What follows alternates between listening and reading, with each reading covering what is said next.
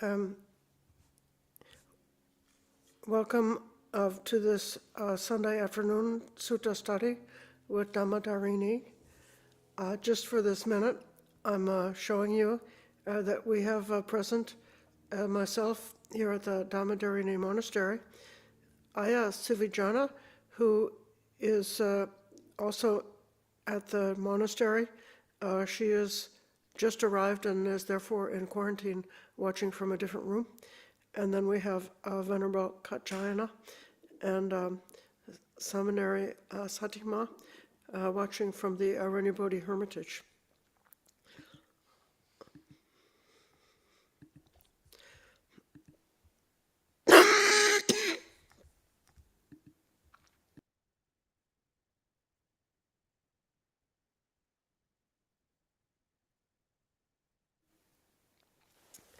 We will begin with 10 minutes of silent meditation.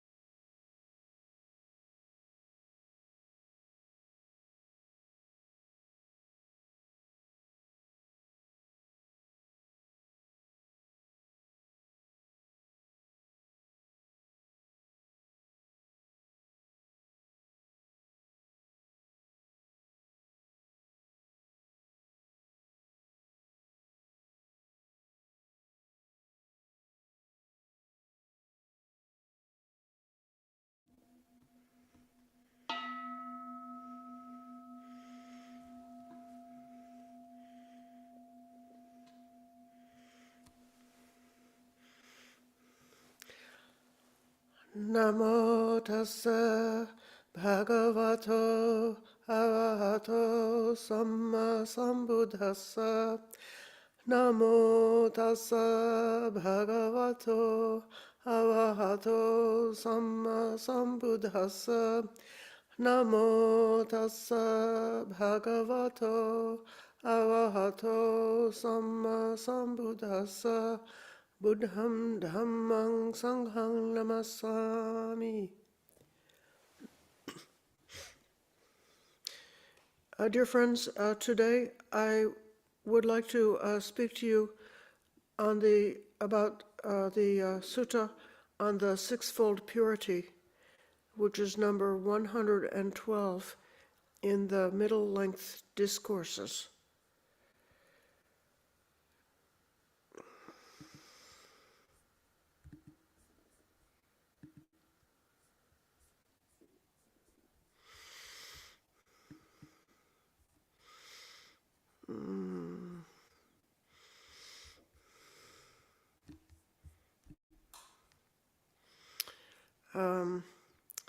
Here's the version in the Wisdom Publications translation by Bhikkhu Bodhi.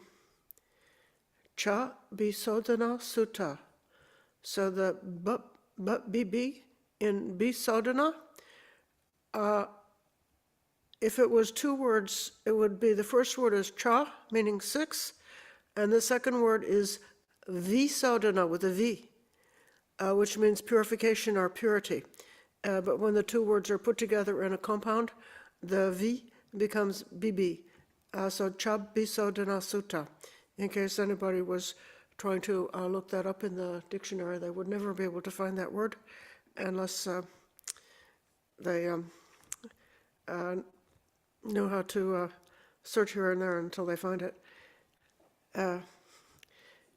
Today I'm going to be not reading you Bhikkhu Bodhi's version, but reading you Bhante Sujata's version, because it's easier for me if I'm able to look side by side and see the Pali, the English and the Pali together.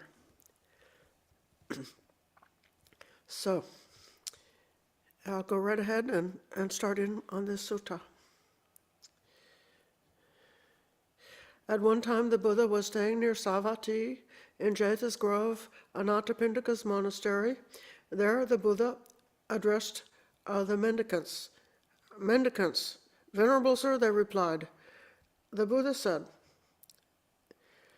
take a mendicant who declares enlightenment. I understand. Rebirth is ended. The spiritual journey has been completed. What had to be done has been done. There is no return to any state of existence. So the English, I understand. Here in the Pali, it's anya, nya, a. So the nya is from janati, means to know, and in this case the a is making it stronger. So this is not in the sense of it has a different word that is spelled the same way, means another or a different one, but in this case it means knowledge. And then now when the monks had their awakening, it could be that they would have explained it in a lot of different ways, but when the compilers were remembering the suttas, they came to have this sort of a standard language, so they always describe it in this same standard way. I understand. Rebirth is ended, or you could say birth is ended. That's kina. Kina is like a complete ending, destruction, jati. If it were just birth, somebody who was 1 week old baby could say birth is ended because they've completed this birth, right? But as long as they're, caught in this cycle of samsara, then having completed this birth, they could be aiming or heading towards another birth in the future, so they're not away from birth. Bhante Sujata has solved this problem by always translating the word jati as rebirth. So jati in this translation is referring to being born again and again. And then it says the spiritual journey has been completed. That's the Vusita Brahmacharya. Brahmacharya is called, Charya is the way of living, and the Brahma is the highest. It refers to the celibate life. And then what had to be done has been done. Katang, karaniyam. Katang means done, and the karaniya means what should be done. And now in this case, the commentators explain it in more detail as referencing to the Four Noble Truths as it's given in the sutta on turning the wheel of Dhamma, and the particular tasks or responsibilities we have about the Four Noble Truths. So the first Noble Truth is dukkha. And what should we do about dukkha? What's our job in connection to dukkha? If you know the answer, raise your hand. Okay. Savijana, do you want to tell us the answer?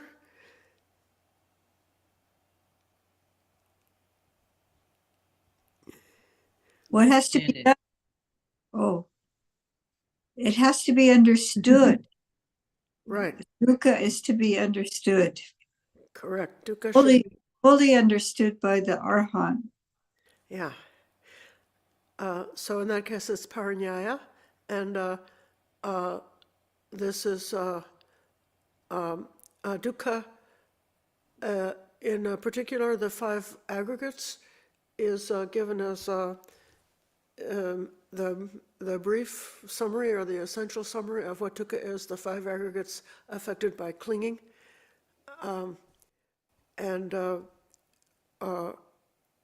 They should be understood in particular with their particular qualities and characteristics. So the work of vipassana and a lot of the work of meditation is really, you spend a lot of time in meditation with a mind which may be restless, which may be staying with things that are not easy to stay with, and investigating and looking into it. So when the hindrances arise, you got to look into it and say, what is this really? Where is it coming from? What are the conditions? How does it arise? How does it continue? How does it cease? How are these things related to each other? And then, in particular, then understanding what is form, feeling, what is each one of the five khandhas, volitional formations, and form, feeling, perception, volitional formations, and consciousness. Or it could be in doing vipassana that you are investigating the body, the Vedana feelings, the sanya, and the dhammas that are given in the four foundations of mindfulness. And with that investigation in training the mind so that you're able to cognize those aspects of experience in a very clear and distinct way, that's all part of doing your job about the First Noble Truth. And then when you can come to cognize and see very clearly the general characteristic of all of these phenomena in terms of the three lakanas, the three marks of existence, that all of it is impermanent, all of it is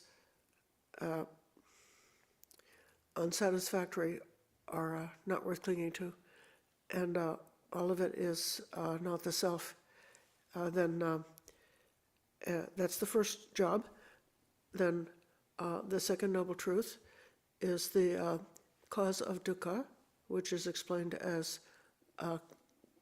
craving. And in particular, it's that restless craving which is always leading one on to another existence. And our job, what's the job? What is to be done in connection to the second noble truth? Io, would you like to answer it again? Well, if no one else is raising their hand, the cause is to be abandoned. Right. Yes, so that's pajanati, pahanati. So every time we are particularly aware that it's painful, when we particularly can know the dukkha in a clear way, if it's possible to discern what one is clinging to and let go of that, then one can directly and immediately experience a release of that particular part of dukkha, which is then the model for the complete letting go of all clinging and craving. Then the third noble truth is, I'm still trying to say what katang karani, I'm doing what is to be done. The third noble truth is the cessation of dukkha, and that's described as that very same craving which is leading us to wander restlessly to the next existence has ceased. So, and our responsibility about the third noble truth, if anybody else wants to chime in, they can tell us the third noble truth.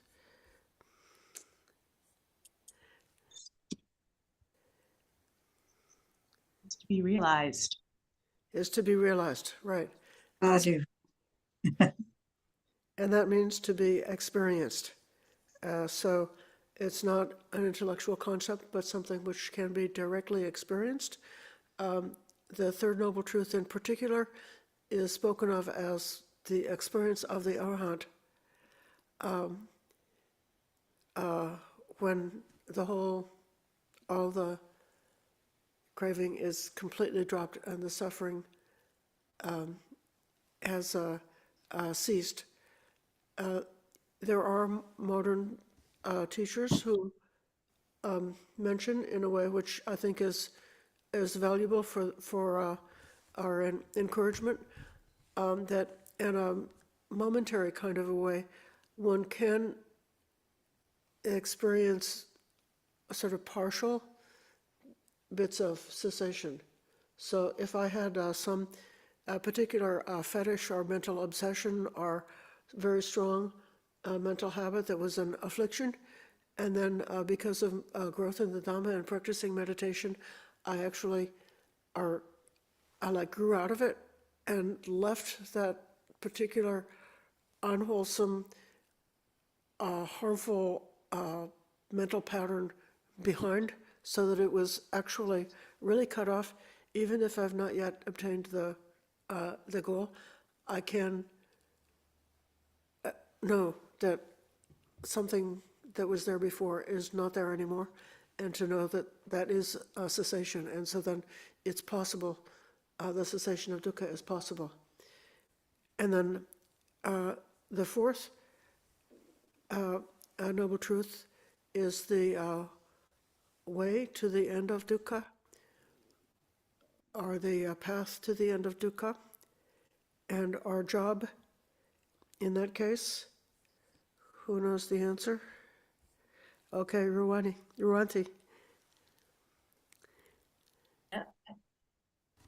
Development.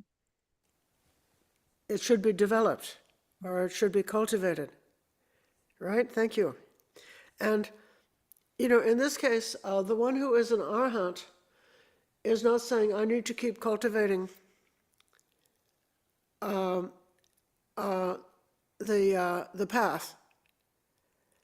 But he's saying that this is how I arrived to this point. And we will see in the format and the layout of this sutta that the last of the purifications that given is a description of the gradual training of the gradual path, and it fits that the reason why this sutta is structured in that way is that the sutta itself is structured in a way that matches and fits in with the Four Noble Truths. So then, even if the discussion may be centered on like insight or the transformation of one's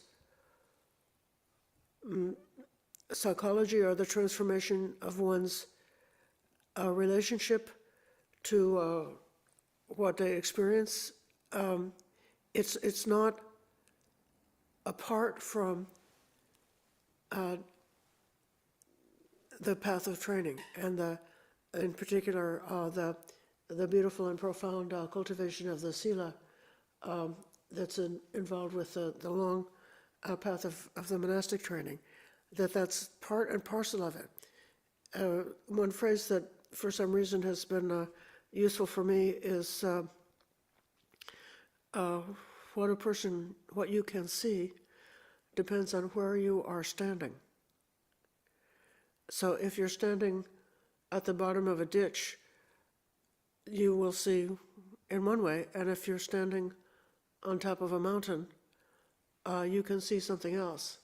So the practice of developing sila and developing the whole path of all the aspects of the Eightfold Noble Path is like building that mountain from which it's possible then to have that transformative insight.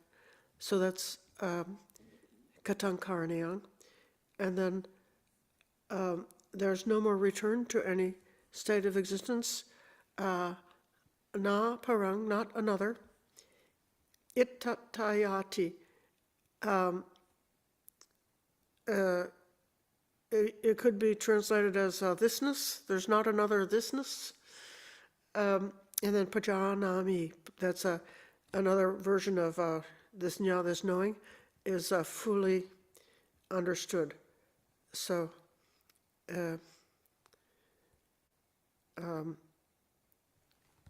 so that's the definition of an arahant. Now, if someone came into your meditation group and said, I am an arahant, or if a friend of yours or a friend of a friend or a teacher you know or a teacher that you've heard about is said to be an arahant, it could be one natural reaction is to say, hooray, wow, oh, this is great, let me go and see that person and pay obeisance to them and listen carefully to what they said because they've made this declaration, I am an arahant. But the Buddha is suggesting a more cautious approach, saying you should question them. And then the rest of the sutta is the questions that should be asked of a person who is claiming to be an arahant, and the kind of answers that you might expect. Now, why would anybody make a false claim about being enlightened? They could have had a really deep meditation experience and make a mistake of thinking this is their full enlightenment. Or it could be even for a nefarious reason that they want to be famous, or that they want more students, or they want more to receive more dana, that they would make such a claim. Or it could be that someone is psychologically unwell and is not able to make a good understanding of their own mental state. And so because of their confusion, they misunderstand what their experience, according, maybe they heard about enlightenment and imagine it to be so. I'd like to ask if there's any questions so far.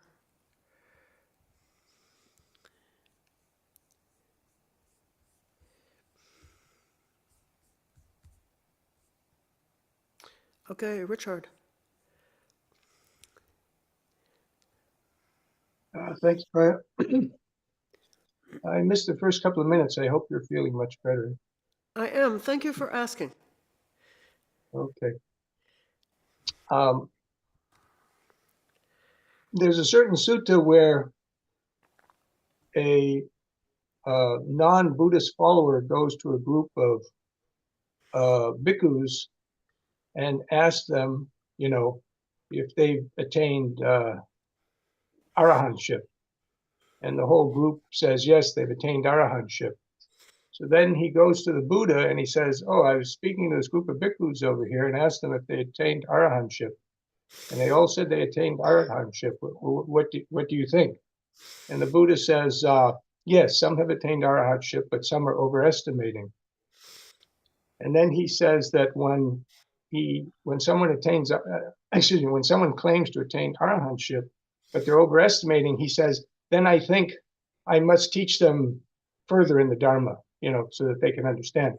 He doesn't get upset. He doesn't get angry. He doesn't call all the bhikshus to him and say, how dare you, tell people you've been an arahant or anything, because anybody can overestimate, their ability until you attain true arahantship or a true level of noble, understanding.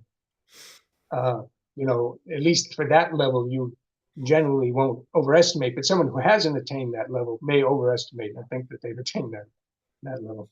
So anyway, I just want to point that out because it's not particularly evil or anything, for someone to overestimate themselves. But yes, like you're saying, we need to be careful and investigate, thoroughly, before we accept any claim like that. And generally, I believe it's against the rules of the bhikkhu and bhikkhunis to state publicly outside of the order, what attainments or something that they may have attained. Anyway, that's all I wanted to say. So thank you very much. In the Vinaya, in the precepts of the monastics, it's a very parajika, it's the most serious kind of a fault to make an intentional false claim of enlightenment, unless through overestimation. So the overestimation is the non-offense clause, so one can have like an innocent mistake about it. So that's a very heavy fault. And then in another precept, it said that the monastic should not make the claim to lay people about their enlightenment. So even if it's true. In this way, you'll see that Theravada monks are often, you may feel like frustrated because they won't give you a direct answer about whether or not they're enlightened. And it's because they're following along with this rule. They should, within the Sangha, they should very openly discuss what they think they've obtained in their noble attainments in order that their colleagues can test them and help them, so that if it's overestimation, they can have further training, and if it's true, they can be glad and happy and continue practicing. But if a person has got noble accomplishments, it may be that you can, even as a lay person, that you could sense a profound difference and an impact in speaking with them and in the way they teach and the way they are, the way they behave themselves, the way they respond to all kinds of situations will be so unique and so beneficial to be in the presence of a person like that. Okay, Sivijana.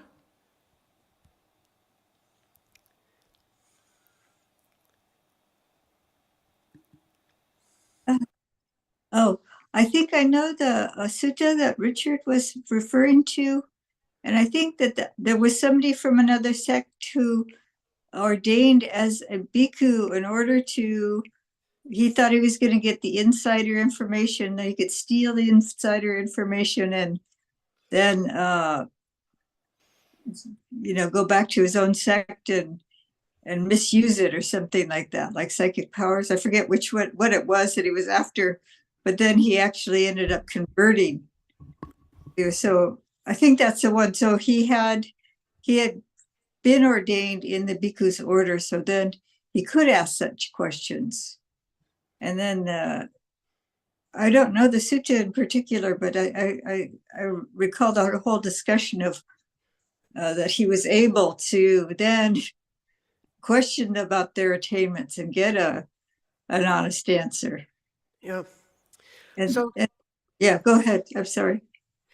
And this does come up, the thing about the honest answer, because if somebody has read the sutta, then you know what the right answer is, and because you read about it in a sutta.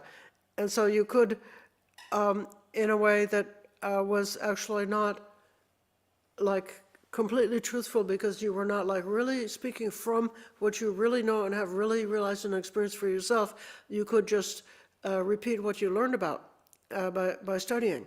But what we are then expecting that the answer is, when we examine ourselves or when we examine our colleagues, is that a person is really looking deeply within and with a lot of honesty, saying, what do I really, truthfully, directly know? Not just something that's merely a concept. And so let me go back and continue reading. This is a wonderful sutta, and I don't mind if we spend 2 or 3 weeks on it, because there's quite a lot here. So here are the 4 questions. The first one is, you should question them. Reverend, these 4 kinds of expression have been rightly explained by the Blessed One who knows and sees, the perfected one, the fully awakened Buddha. What for? One speaks of the seen as seen, the heard as heard, the thought as thought, and the known as known. These are the 4 kinds of expression. How does the Venerable know and see regarding these 4 kinds of expression, so that your mind is free from defilements by not grasping? We are lucky that this sutta exists both in the Pali version and also in the Agama version that was preserved from the Sanskrit. The differences have been very helpfully written up in this article here. It's part of the Journal of Buddhist Ethics, and it's called The Sixfold Purity of an Arahant, according to the Chabbisodhana Sutta and its parallel, by Analayo.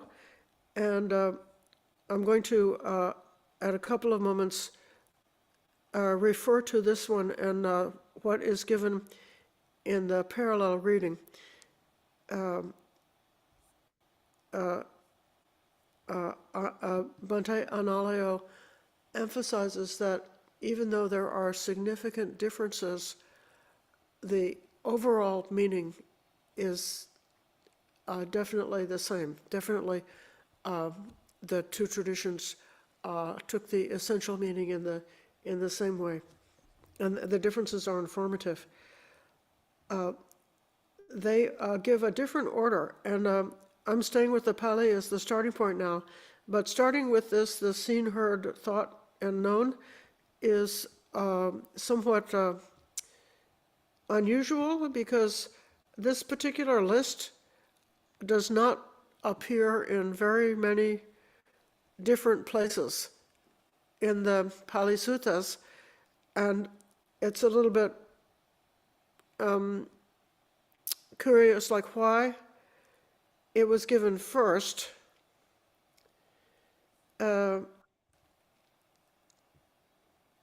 It might be that that insight in the seen is only the seen and the heard is only the heard.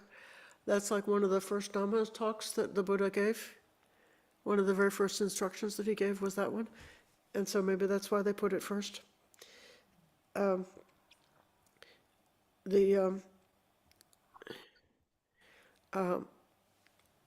seen, that's the with the eye faculty and the eye consciousness on a visual object, and one sees an object.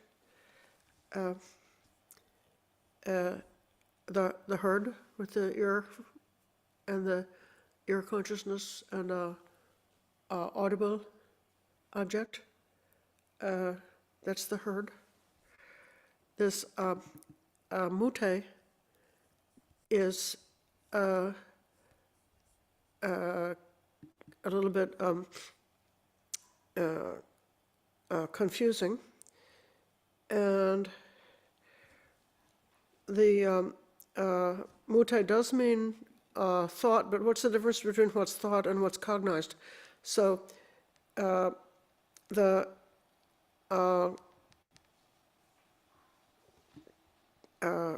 commentators explain it as covering the other two of the other senses. So, are three of the other senses. So they got the seen and the heard, and then there is the what is smelled with an odor, what is tasted with a flavor, and what is touched with a tactile object touching the body. And the commentators said that those three things are grouped together with the sensed. And it's for that reason that Bhikkhu Bodhi translated as the sensed. And then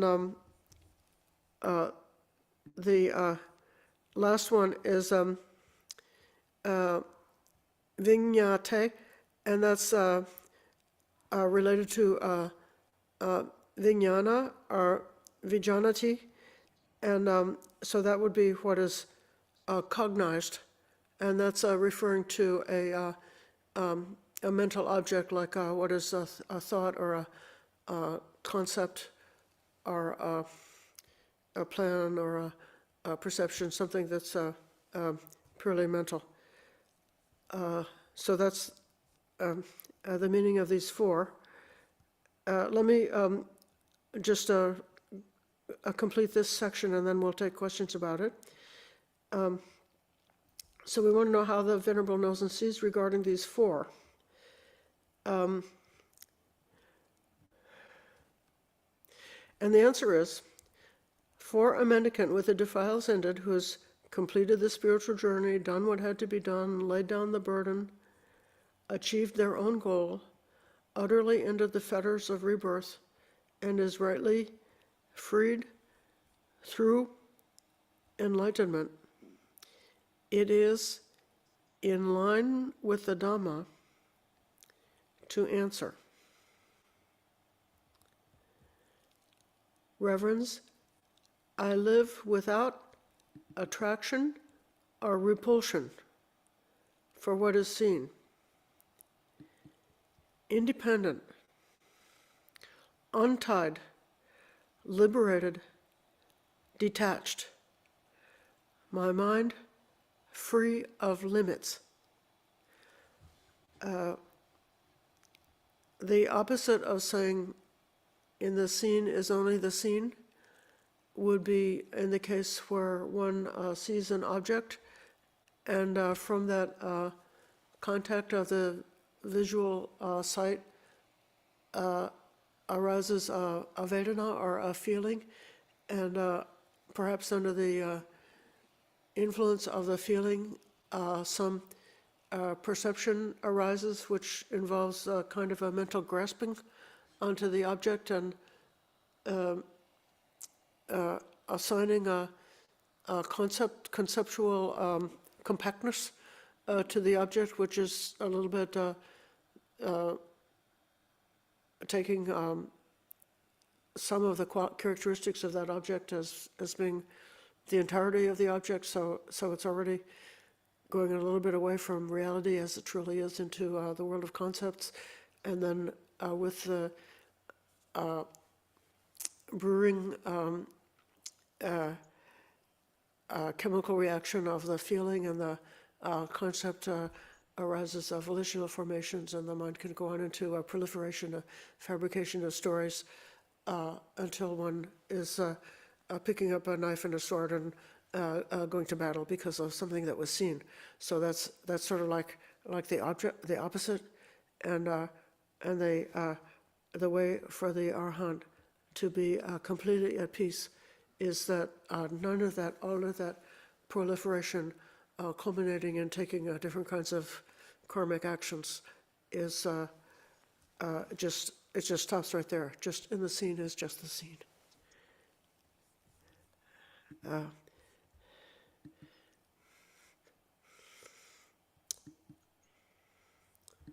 Okay, so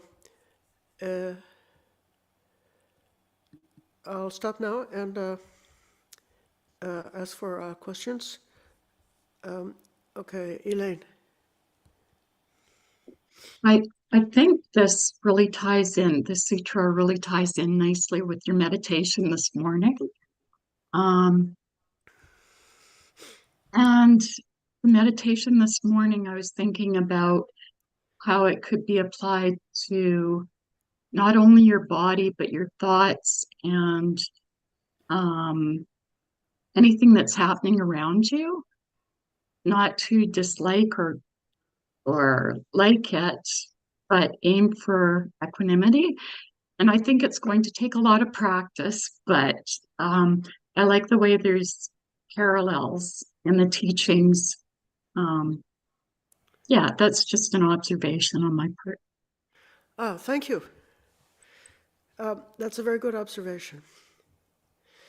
What we'll see as the sutta goes along, it's sort of like a theme and variations. So each different kind of an object of attention, directing one's attention towards a different aspect of experience, the Buddha is adding a different element of either insight or a different kind of like a mental habit of like how are we relating to this kind of object.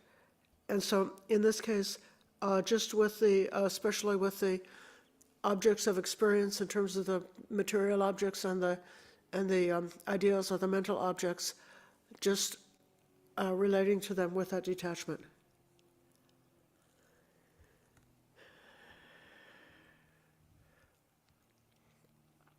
Damon. Hi, thank you. And I'm sure I'm not the only one that happily noting that your symptoms are down. So really Good to see that. Is it worth trying to counteract in my case, my own experience, the habit of looking with my eyes, automatically habit of looking for the beautiful, let's say on a street, looking where the sidewalk is clear, is it valuable to purposely look at some crappy part of the street where there's some cigarette butts and, as a way of kind of training myself in the opposite direction? You're pointing to a kind of a training that's trying to investigate about Vedana and become more free in connection to different kinds of Vedana. So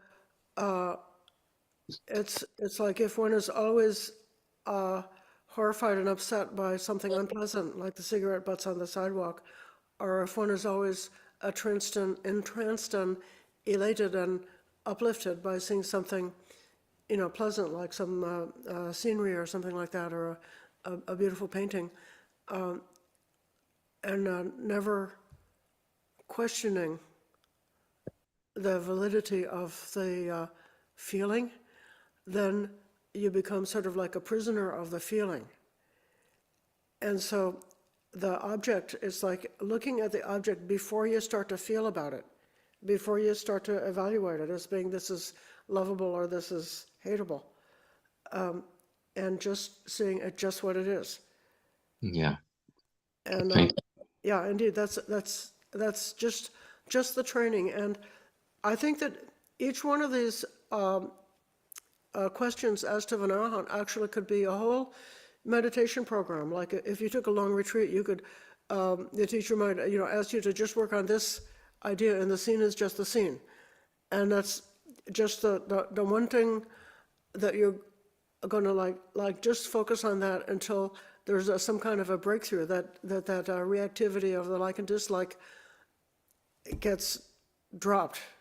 And you can drop it. And another way to drop it is to take a longer meditation retreat, and in which case, through the consistent mindfulness, eventually you get sick and tired of yourself.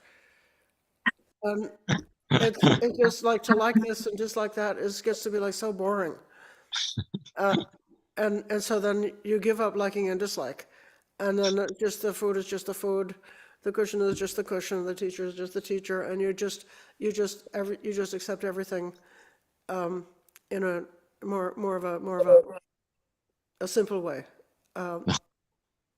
Just Thank taking you. that initial part. Okay. Rawanti? Thank you, Ivan.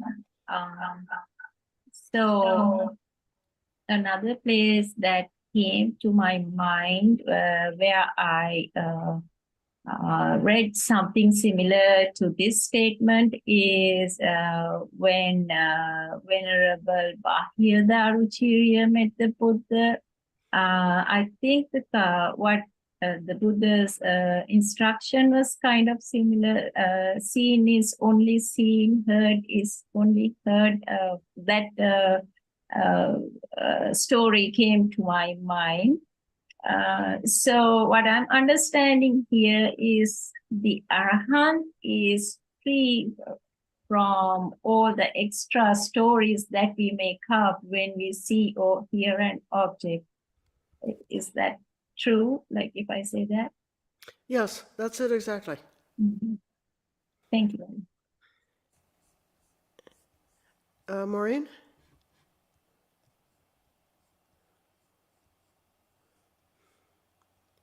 Sorry. I'm also glad to hear you feeling better.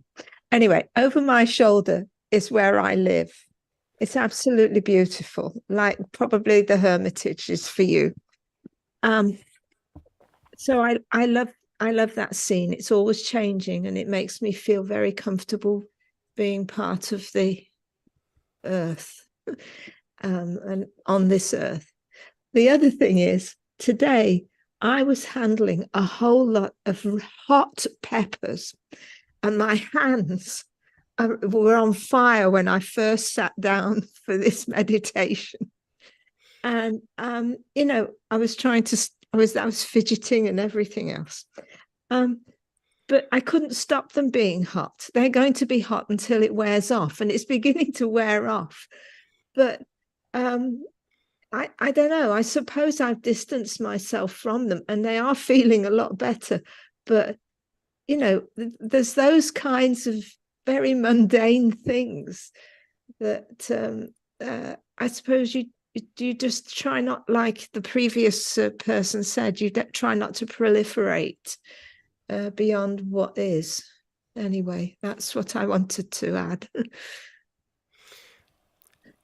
The beautiful scenery is pleasant while it's there, and then it could be unpleasant when it disappears. Yeah. So, like if you lose it, it could be unpleasant, but while it's there, it's pleasant. So actually both the pleasant and the unpleasant are there. And the same thing with the burning sensation. It's unpleasant when it's there, and it's pleasant when it ceases. So both of those kinds of feelings are kind of like, there is possibilities. That's another way of sort of like examining that reactivity until the mind sort of like lets go of reacting, and you can, you know, a pleasant thing or an unpleasant thing, it is what it is, but the reaction is not necessary. Yeah, thank you. That's helpful. Thank you. Okay, let's go back to the sutta.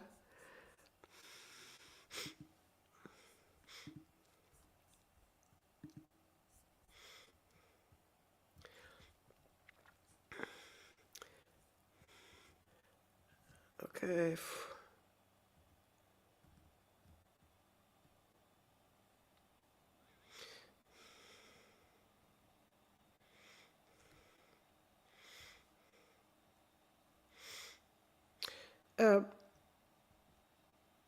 Bhikkhu Bodhi says in his talk about this sutta that in this case,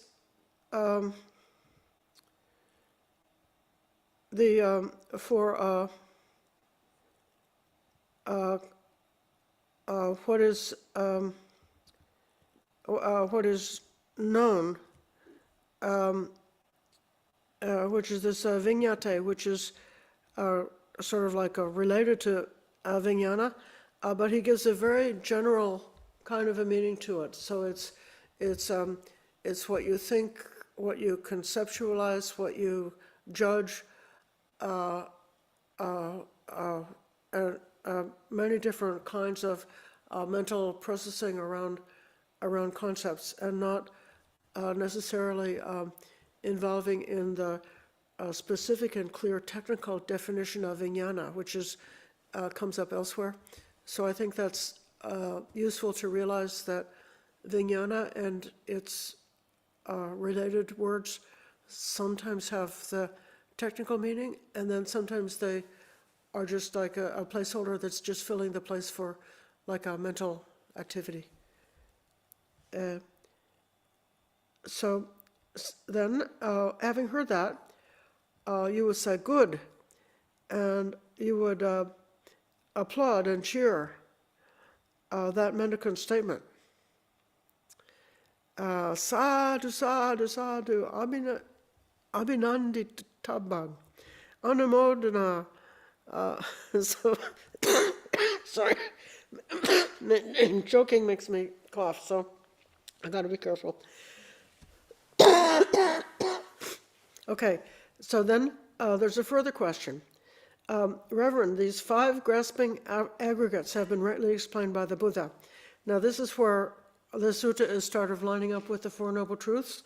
So this is, the 5 aggregates is sort of like a short for dukkha. These 5 aggregates have been explained by the Buddha, 5 grasping aggregates. That's upadana is grasping, upadana khandha, grasping aggregates. The grasping aggregate of form, the grasping aggregate of feeling, the grasping aggregate of perception, the grasping aggregate of choices, or you could say volition, and the grasping aggregate of consciousness. So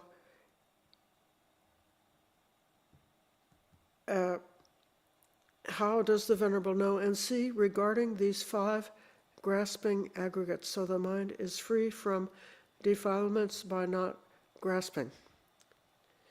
So famously, the Panchupadana Kanda is mentioned in the definition of suffering that you see in the Turning the Wheel of Dhamma, or in the Satya Vibhanga Sutta, in the explanation of truth, saying what is dukkha. Birth is dukkha, aging is dukkha, not getting what you don't want is not getting what you want is dukkha, etc., etc. And then in summary, in brief, dukkha is the 5 grasping aggregates. This is sometimes called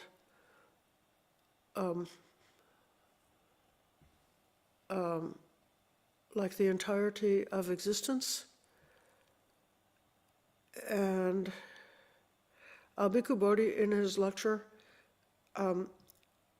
criticizes the metaphor about comparing the 5 aggregates to a cart or to a chariot, because Bhikkhu Bodhi observes you can disassemble a car, so there's a steering wheel and a drive shaft and a chassis separately, and none of them is a car anymore. But you can put those things together again, and it will again become a car. Whereas the 5 aggregates exist altogether as a unit, and you can't really take the Vedana out of the 5 aggregates and have those things existing separately, that they really exist, in his explanation, as they're working together as a unit. So he thinks it more useful to think of it as 5 aspects of what one can experience. So that's a very interesting elaboration about this idea. My own view of the aggregates is that just treating it as like an encyclopedia of what is the self made of, or something like that, or a cookbook recipe, is less meaningful than how they work together, that actually that grasping is that the aggregates are all feeding into the process of grasping, and they've got a kind of a synergy, that they're working together with the unenlightened, uneducated, ordinary person to strengthen and bind up that grasping tendency, even until the grasping quality becomes quite rigid and powerful when all of them are bound up together into that synergy. And furthermore, that to me, the grasping aggregates are very much associated with kamma. It's like when there's some changing in this body, resulting from some contact or some imbalance with this living human body, that then triggers some feeling, and the feeling triggers perceptions, and the perceptions trigger volition, and then that volition is kamma, and then the vijnana in this story that I make about the 5 aggregates is that the knowing aspect is the aspect that cognizes all of the other parts. So you cognize the form, the body, the feelings, the perceptions, and all of that. So each part of it is being cognized by vijnana, but also the vijnana is, because the vijnana is also grasping, it's like grasping all of it together and helping with the glue that is making this synergy to cause the whole thing to crystallize. And then culminates in the rebirth consciousness, the vijnana that carries you on to the next life as the result of your karma. So that's my take about it. And I have to stop now and do something else. I'm going to give you an illustration about how to break up the 5 khandhas. This is because I'm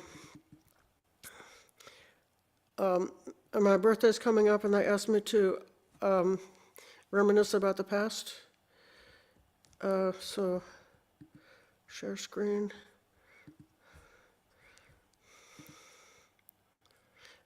Okay, you gotta break up those khandhas. You gotta break it up so that you can get past them on the road.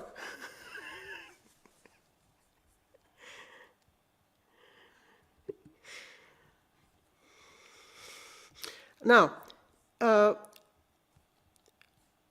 let's see what the Buddha is recommending to do about these khandhas, or how are they seen by the enlightened person. For the mendicant with defilements ended, it's in line with the teachings to answer.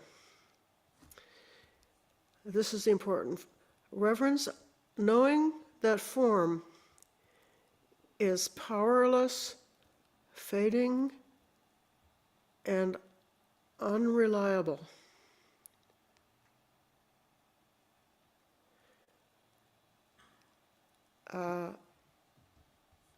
The powerless in the Pali is abala.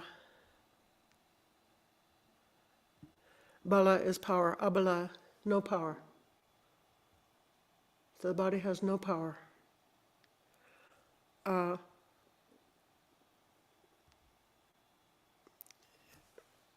The fading is called viraga. Sometimes it's called dispassion, but literally viraga means fading away.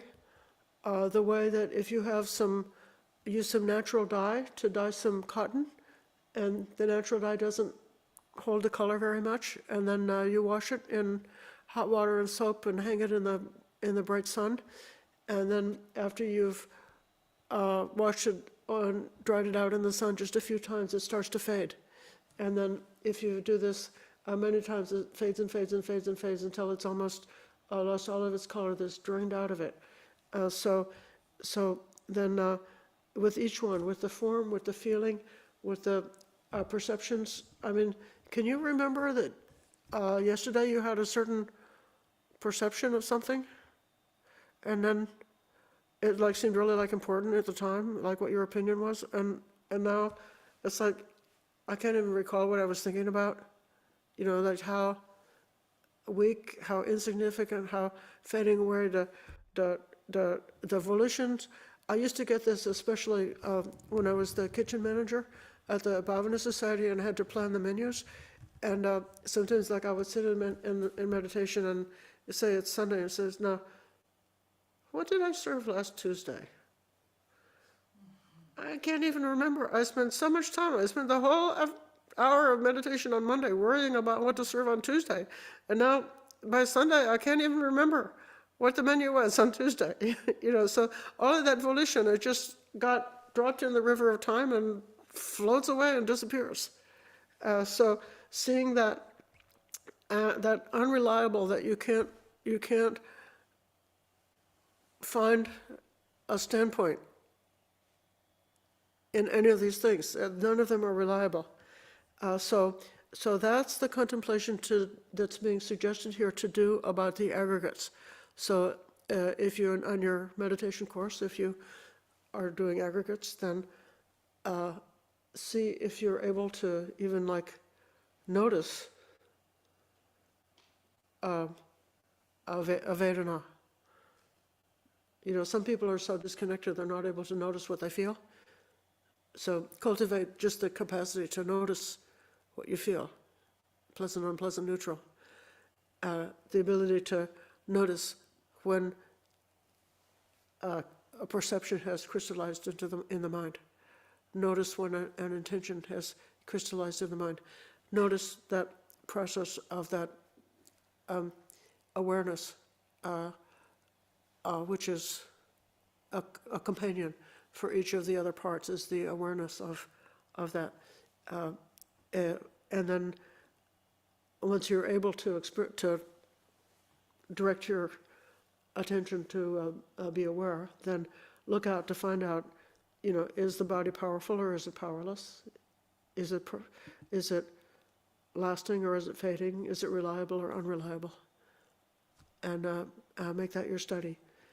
And then, as a result of that, then I understand my mind is freed through the ending, the fading away, the cessation, the giving away, and the letting go. So this is a whole other cluster. This is a sort of a stock, several stocks, but they're very powerful to see, like it's like painting a painting, like with layering on like different colors or different effects, and the whole, what the picture gains more like a depth and more becomes more meaningful, more loaded with meaning when you can see these different related aspects about it. So, like giving away chaga, this giving is like, there's kind of like a feeling that goes with that, and then letting go, like giving up. Okay, so that's something else. So this is a cluster of meaning. So one cluster of meaning is powerless, fading, unreliable. The next cluster is ending, fading away, cessation, giving away, and letting go. And then what are we letting go of? Attraction and grasping. This pair is similar to craving. The attraction is, what's the difference between attraction and grasping? Okay, suppose that you were attached. These are two parts of attachment. Suppose that you were attached to your baby, or as a little baby you were attached to mommy or daddy. Then all through the day and night, again and again, the mind would go towards the baby. What's baby doing? Is baby asleep? Is baby restless?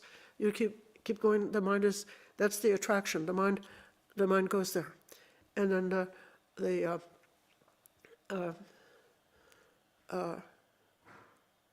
likewise, in this example, the child who loves and is attached to the parent, as the mind is constantly like, where's mommy? What's mommy doing? How does mommy feel? Is mommy sad? Is mommy happy? So yeah, so that's the attraction. The mind goes there. Then the grasping is grasping. The mental fixation, that's a aditana. Normally, sometimes aditana is like a good thing, like in the foundations of mindfulness. In this case, the mental fixation has got a kind of quality of obstinacy, and then insistence, and then the underlying tendency, and that's referring to the underlying tendency of craving, are the mental fixation, insistence, and underlying tendency. That whole group of words is one compound word.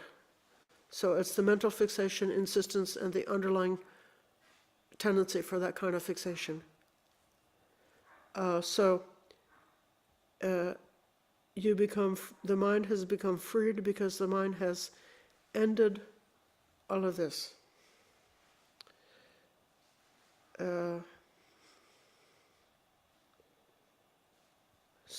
And this applies then to each one of the 5 aggregates. I will note that this might be all that we're going to, we might cover one more today.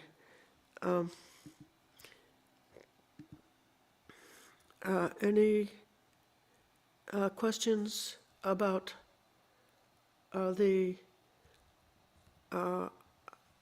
what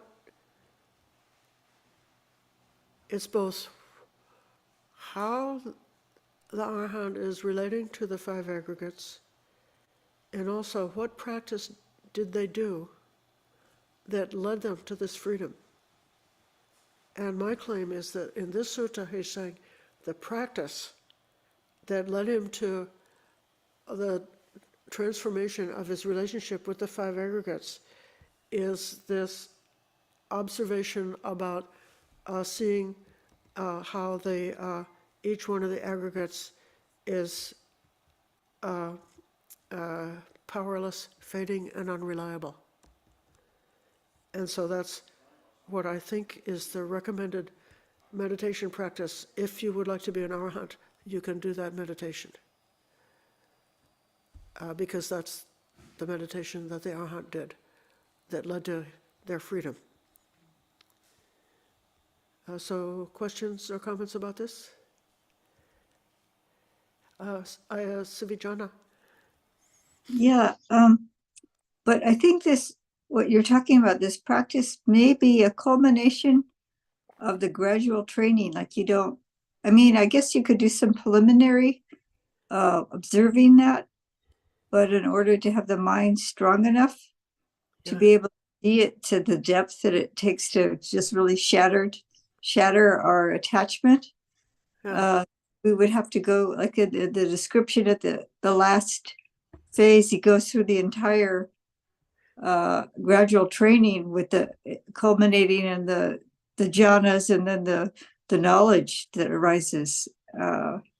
So I think what you were saying, there is a lot of emphasis on just examining these things and examining the dukkha, but it's a kind of like at a more superficial level for quite some time before it can just like that attachment just being shattered. And then it does sound like it's in phases, like you're just describing these, like all these phases that it goes through. It's not like, for some people, maybe it seems like it's a sudden thing, but it's like what do they talk about? The ship on the old ship that's on the beach, and then all the rigging it looks like it's intact, but as over time it's getting more and more disintegrating, and then suddenly if you touch it, it's going to just fall apart. Kind of a thing. Yeah. So that's my understanding, is that it's beautiful just to use it as a contemplation, but we also have to have the depth of keeping our sila and all the things that support the mind to be able strong enough. Yeah. That's just my comment. I'll try not to take up too much time, but that's what strikes me. When people first come to the Dhamma, it's not true for everybody, but a lot of people who come to the Dhamma are in a lot of pain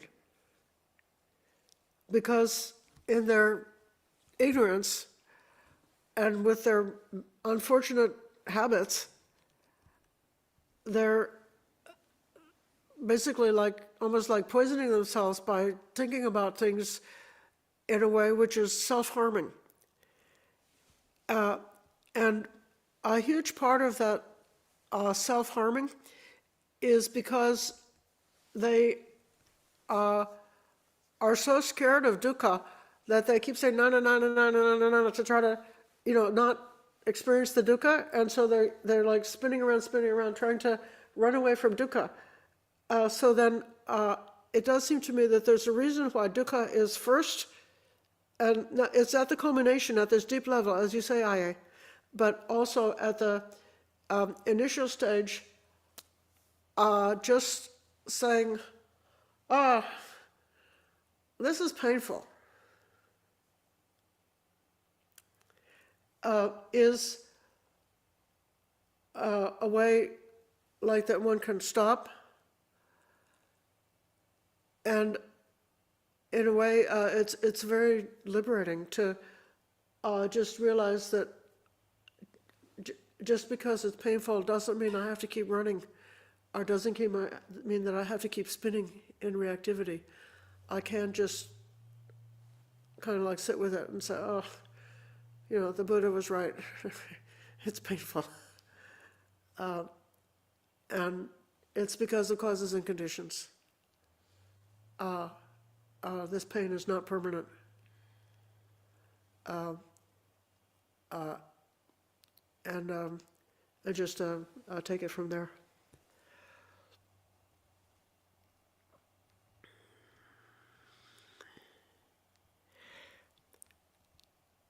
I might just take enough time to, without discussing it in depth, this sutta is called the Chabbisodhana Sutta, the 6 purities. Richard, you've got a hand up. Please go ahead. Thank you. There's a thing in the sutta here with Bhikkhu Sujato. He's moving part of the Pali back in that paragraph, which is really at the end of the paragraph. And if you look at Bhikkhu Bodhi's translation, you can see that. And that section is the last one, where it says, I have understood that my mind, which is chittate or something like that, which is state, my mind state is thus liberated, right? And if you go to the previous paragraph, it ends with, I have understood that my mind is liberated, right? And earlier, the Buddha is saying that he understands that his mind is liberated, and this is final knowledge. So he's attained this final knowledge. You know what I mean? So I think with it being, the paragraph being slightly out of order, you don't get that. It's just a minor change, but you kind of lose that flavor that, okay, there's final knowledge. He sees he's attained final knowledge. He knows, he's attained final knowledge. You know what I mean? It's like a pattern going on. Anyways, I just want to mention that it's not that critical, but it might help, people in understanding, I'm going to thank you. read this sentence that he's pointing to, just so that you can see it. It's like it's in the question. It's at the beginning of the question, and then it's also at the end of the answer. So it's this is how I know and see regarding these 5 grasping aggregates, so that my mind is freed from defilements by not grasping. And that's how the question is given, and that's the completion of the answer. So, janato evam passato, knowing and seeing, with regard to the pancha upadana khandha, with regard to the 5 aggregates, so that the mind is anupada, so not depending, and then on are freed from the asavas, or we did a whole retreat about the asavas, the defilements or the taints. So the chitta is free. Okay, anupada is by not grasping. So by not grasping from the defilements, the mind is freed. And we spoke before that in the previous retreat we did about the destruction of the asavas being an epithet of the final awakening. So indeed, the chitta, or the state of mind, freed from the defilement by not grasping. So when the grasping is cut, the mind is freed. Damon. I was at a like a mini 2-day retreat with Bhante Rahula, who I understand was your colleague at one point last week, and he, I think, made the somewhat provocative statement that for the beginner like myself, of the 5 aggregates, I have very little control over the first 3, senses, feeling, and perceptions. He said, however, the weakest link in the chain, though, for someone like me, now, do you agree, would be at the skanda, not the skanda, sakara, at the volitional level, that's where I can make a decision, if I'm watching closely enough, not to react, notwithstanding that I wasn't able to, I just couldn't help it. I have an eye, I liked what I saw, I had a bunch of perceptions about it, but I didn't react.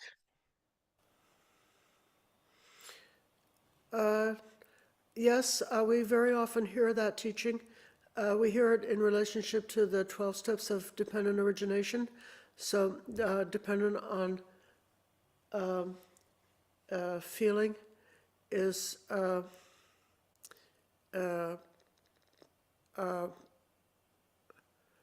craving.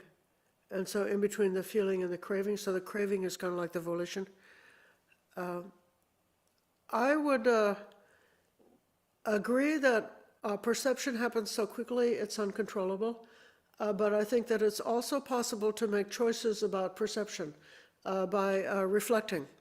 So if you can look at the situation in a different way, then you can open the possibility for a different kind of perception. And with a different kind of perception, then there will be a different kind of reaction, and that would support a different kind of volition. So if I have the perception that so-and-so is always doing that to me, then I will have an unskillful volition about it. As long as I'm like sort of staying in that storyline. But then if I have the perception that that other person is also suffering,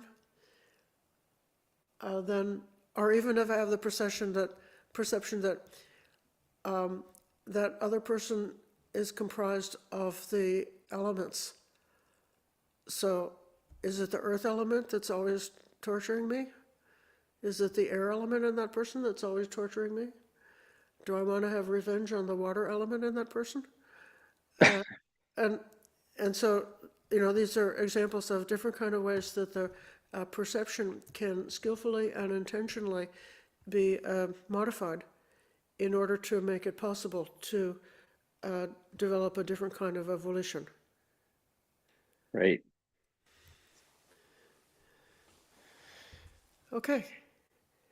We have accomplished 2:30, and I'm going to have us come back. This is, we like this sutta very much, and the people here at our monastery asked if we could spend more time with it, and so it's for that reason that I'm happy to go slowly. I think it's rich enough that we can spend possibly 2 more Saturdays going into depth on this sutta. Again, it's number 112 in the middle length discourses, the Chabbisodhana Sutta. Sadhu, sadhu, sadhu. We can close with the giving respects to the Triple Chab.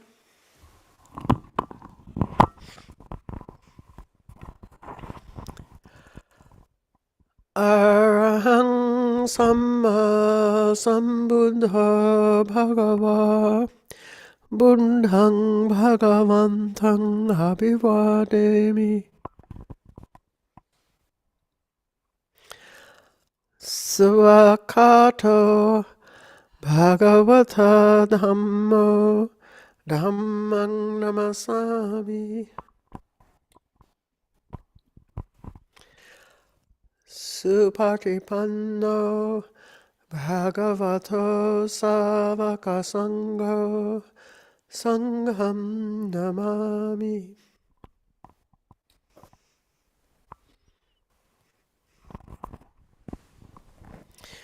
Thank you, everyone, for your patient listening. Thank you, Aya. Thank you very much, Aya. Thank you. Thank Thank you you. very much, Aya.